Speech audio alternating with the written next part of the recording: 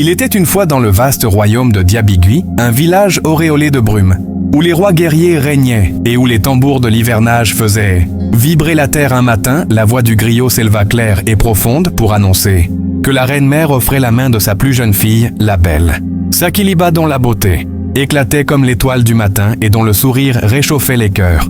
La nouvelle se propagea comme un feu sacré, traversant collines et plaines, éveillant l'ambition des nobles fils de toutes les contrées. Car posséder Sakiliba, c'était embrasser une lumière qui assurait descendance, gloire et prospérité. Parmi cette multitude de prétendants, 2 seulement attirèrent l'attention de la reine-mère.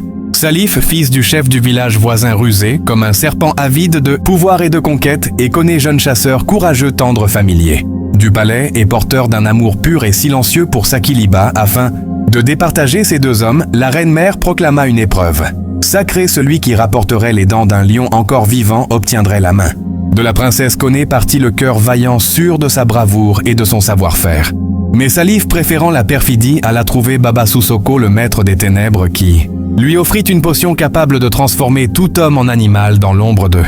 La nuit, il substitua la gourde de Koné par celle qui contenait le poison du sortilège. À l'aube, Koné s'enfonça dans la savane, son arc tendu, son regard fier. Il affronta le lion le plus redoutable, et par son adresse, il parvint à lui arracher les dents, symbole de sa victoire. Le destin semblait sourire à son amour, mais épuisé, il porta sa gourde à ses lèvres, et dès la première gorgée, son corps se plia, ses bras devinrent des ailes, son visage se mua en bec, et sa voix se brisa en un cri désespéré. Il n'était plus qu'un coq. Salif sortit de sa cachette, saisit les précieuses dents et les porta au palais, où la reine-mère le proclama victorieux et fit de lui l'époux de Sakiliba dans la liesse des tambours et des chants. Mais lorsque le soleil revint le lendemain, un coq se posta sous la fenêtre de la princesse. Son cri n'était autre que celui de Koné qui murmurait inlassablement « Je suis ton véritable époux, je suis celui qui t'était destiné », mais aux oreilles des hommes, ces paroles devinrent un simple cocorico. Dès lors, chaque matin, il revint fidèle et désespéré, et chaque matin, il chanta pour Sakiliba, et pour l'éternité, les autres coqs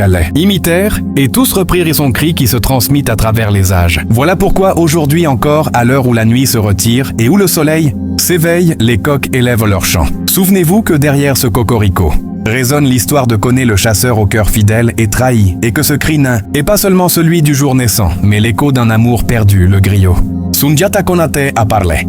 Chers amis, chaque histoire porte une leçon cachée et une lumière pour notre chemin. Si celle-ci a touché votre cœur, sachez que ce n'est qu'une goutte d'un vaste océan de récits que nous allons encore partager ensemble. Abonnez-vous dès maintenant, car chaque nouvelle légende, chaque nouveau secret sera une clé pour nourrir votre esprit, éveiller votre âme et enrichir vos journées. Rejoignez cette grande famille d'histoires et marchez avec moi sur le sentier des anciens. N'oubliez pas, une seule histoire peut changer une vie, et la prochaine pourrait être la vôtre.